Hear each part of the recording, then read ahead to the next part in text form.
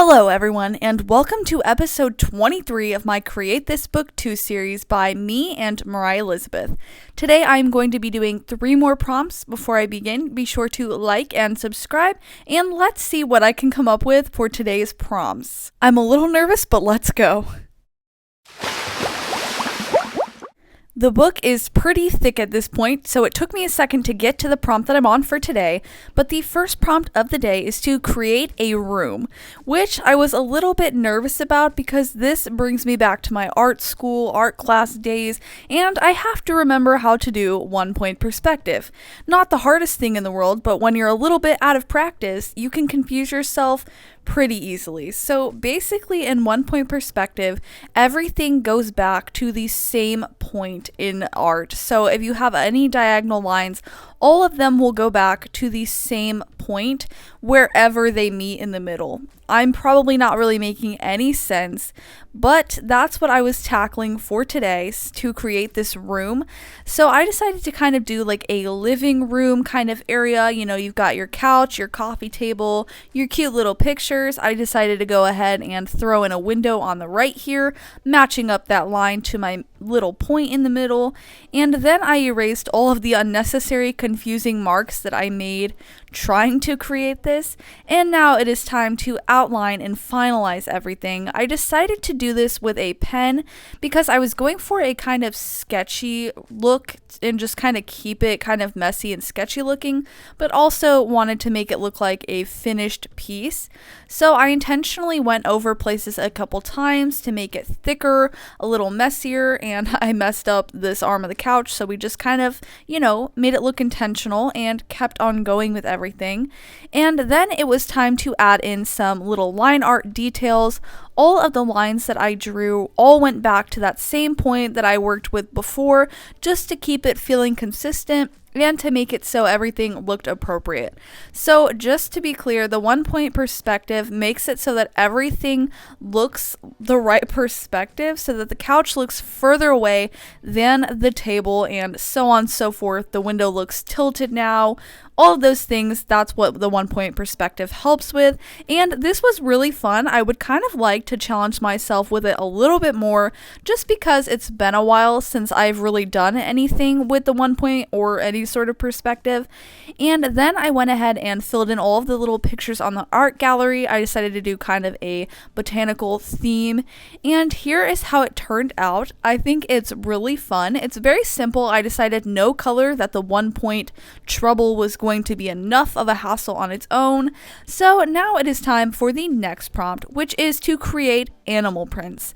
I did not film, but basically my idea for this is to create a whole bunch of different animal feet prints. I didn't want to just do paw prints. I kind of wanted to do a variety. So we have some deer prints, some duck prints, some random bird prints, some possibly dog bear prints, just a whole variety of prints, even frog prints, okay?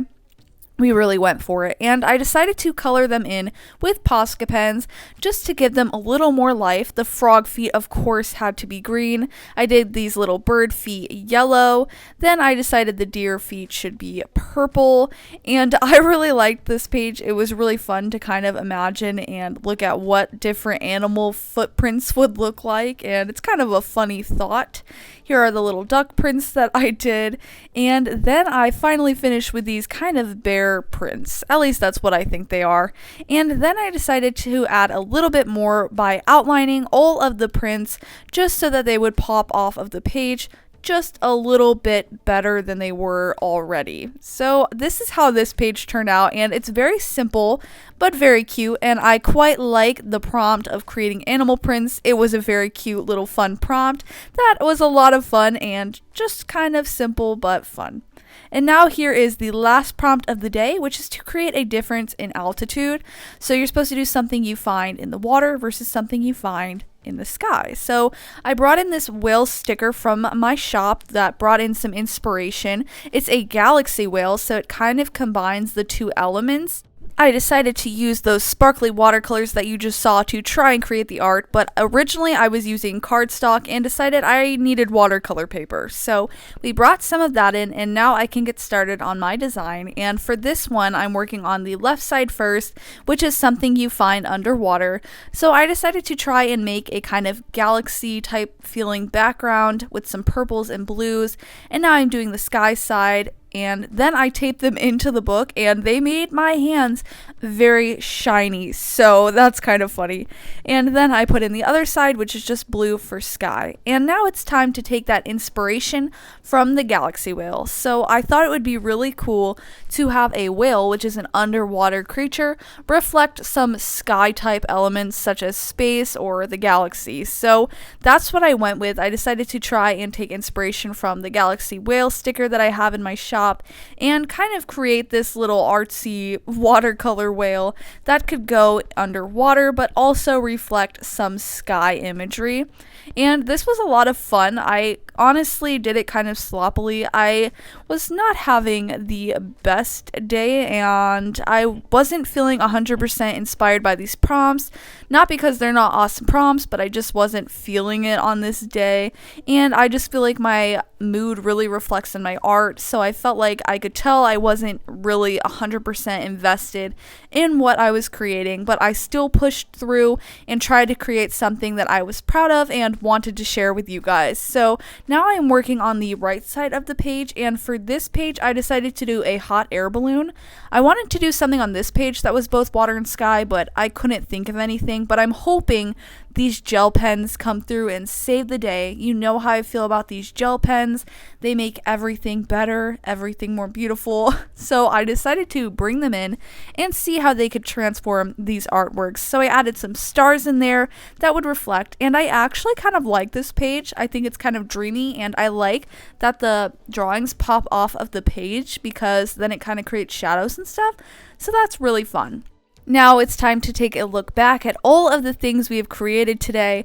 Here is the first prompt again, which was to create a room, and this one probably turned out to be my favorite. It has no color and it's just pencil and pen, but it was really fun to create, and I love challenging myself to the 1-point perspective, even though it was kind of challenging without the refresh.